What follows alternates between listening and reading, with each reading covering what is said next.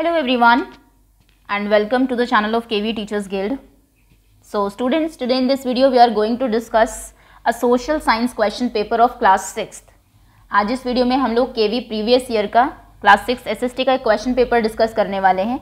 ये PT 2 का question paper है आपका, तो थोड़ा सा आइडिया आपको हो जाएगा क्वेश्चंस किस तरीके से पूछे जाते हैं और कितनी आपकी प्रिपरेशन है. तो चलिए देखते हैं कि लास्ट ईयर कैसा पेपर आया था.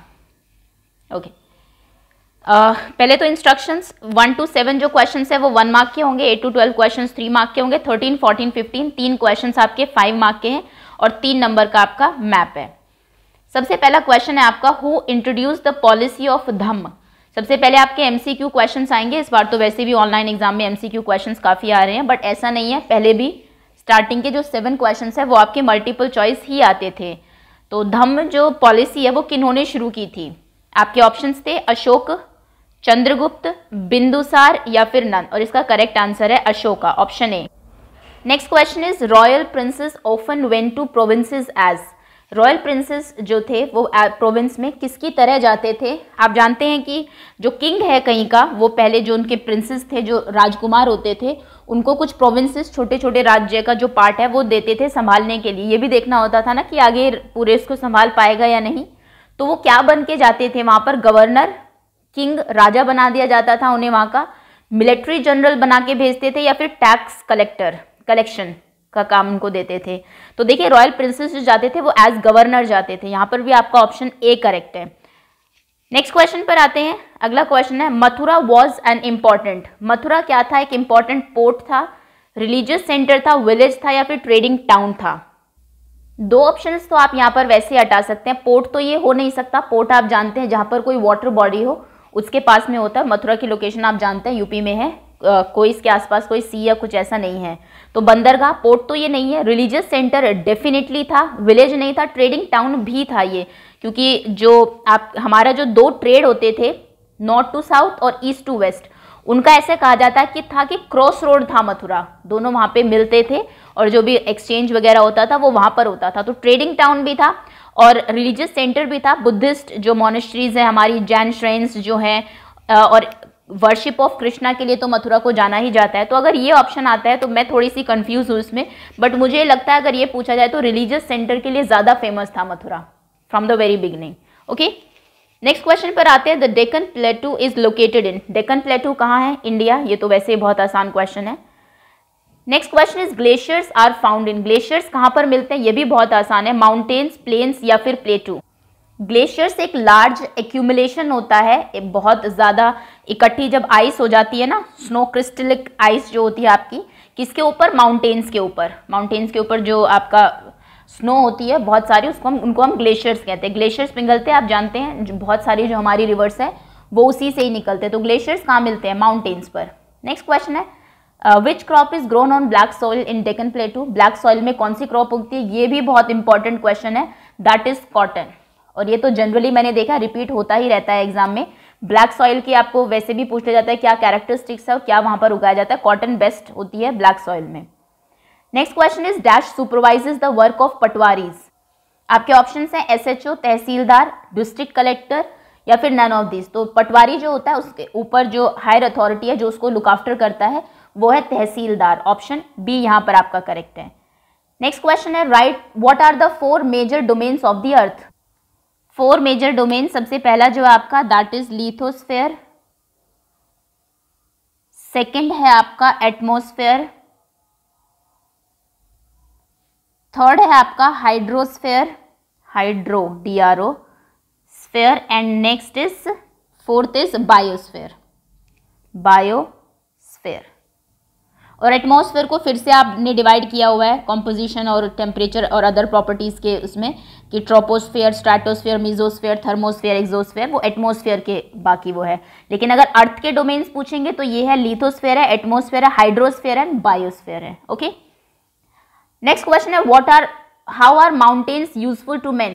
माउंटेन्स हमारे लिए, मनुष्यों के लिए ज़रूरी क्यों है. तो सबसे पहला तो ये है कि large variety of flora and fauna are found there. बहुत सारी वैरायटी मिलती है वहाँ पर फ्लोरा एंड फौना की. बहुत सारी मेडिसिन भी आपने देखी होगी जो कि स्पेशली उसी जो एनवायरमेंट है आपका माउंटेन्स पर जो एनवायरमेंट रहता है वहीं पर होता है। सेकंड, ये हमें प्रोवाइड कराता है land for cultivation of crops. Cultivation of crops आपने देखा होगा, जो हमारे कल्टीवेशन ऑफ क्रॉप्स माउंटेन्स हैं उनको कट करके, और टेरेस फार्मिंग वहाँ पर होती है, चाय उगाई जाती है और भी बहुत सारी चीज़ें हैं जो कि वहाँ पर होती है। नेक्स्ट थर्ड है इसका, यहाँ पर आपको वाटर मिलता है माउंटेन से, जो कि ग्लेशियर्स जैसा कि कहा गया वो मेल्ट होते हैं और फिर वहाँ से बहुत सारी रिवर्स निकलती है। तो थर्ड आप लिख देंगे। वैसे तो 2 मार्क का इक्वेशन है, 2 पॉइंट्स विल बी इनफ, पर चलो मैं 3 बता देती हूँ जो आपको याद रहे कि reverse flows from mountains, mountain से रिवर्स जो है वो फ्लो करती है। ओके, फॉरेस्ट होते हैं माउंटेन्स पर जो कि फ्यूल, फॉडर, शेल्टर और बाकी भी प्रोडक्ट्स देते हैं जैसे गम, रेजिन्स एक्सेट्रा, है ना। तो और भी बहुत सारे हो सकते हैं जिनकी वजह से माउंटेन्स हमारे लिए इंपॉर्टेंट है। नेक्स्ट क्वेश्चन है आपका, why are river plains are thickly populated. जो रिवर प्लेन्स होते हैं वहां पर वो इतने ज़्यादा पॉपुलेटेड क्यों होते हैं, सबसे ज़्यादा लोग वहां पर क्यों रहते हैं।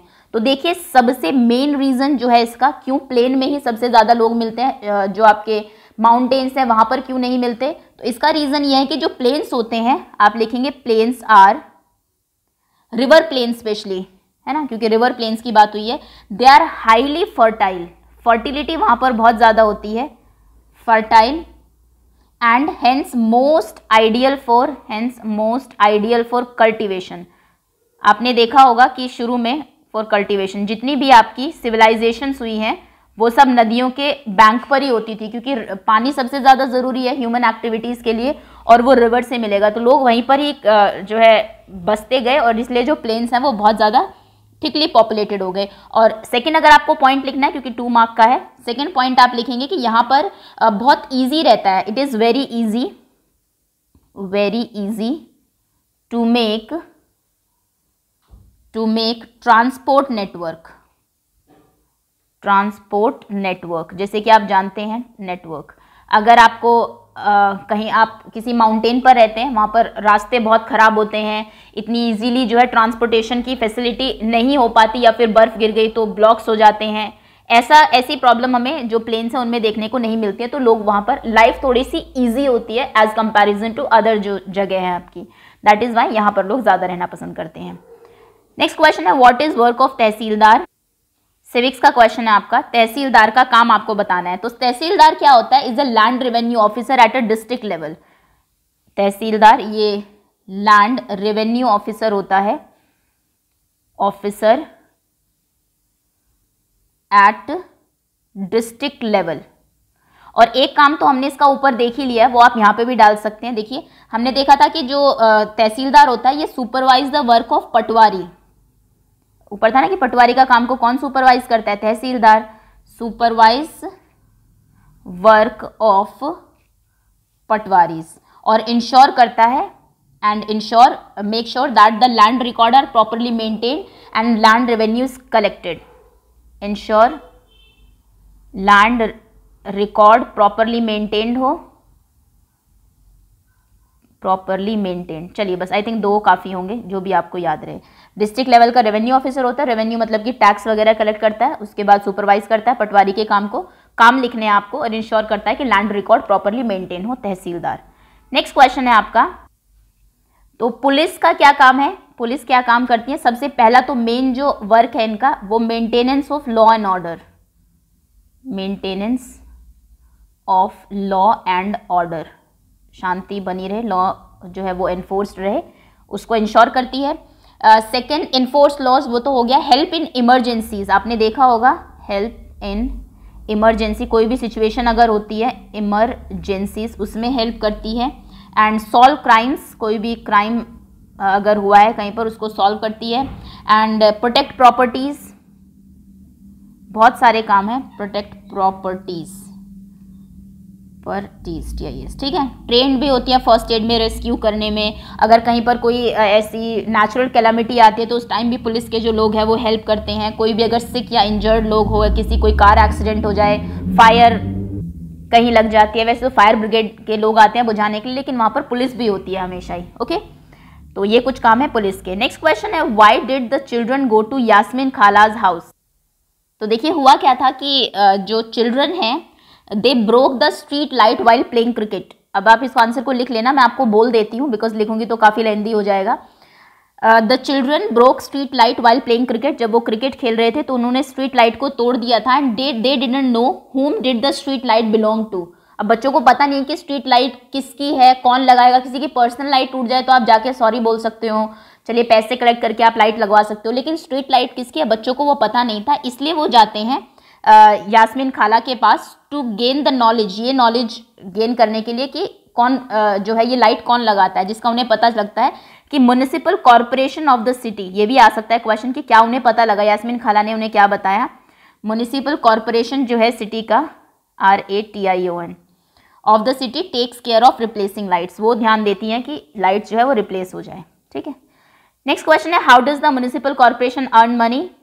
बहुत सारे काम जैसा कहा गया कि फैसिलिटीज प्रोवाइड कराती है ये लाइट, स्ट्रीट लाइट लगाती है, वाटर का ध्यान रखती है, सैनिटेशन साफ सफाई का ध्यान रखती है, रोड एजुकेशन हेल्थ का ध्यान रखती है। तो क्वेश्चन ये है कि इनके पास पैसा आता कहाँ से है, म्युनिसिपल कॉर्पोरेशन की जो अर्निंग है वो कहाँ से होती है। तो देखिए सबसे पहले तो they collect revenue from residential living, जो लोग वहां पर रहते हैं उनसे ये रेवेन्यू कलेक्ट करते हैं, कलेक्ट रेवेन्यू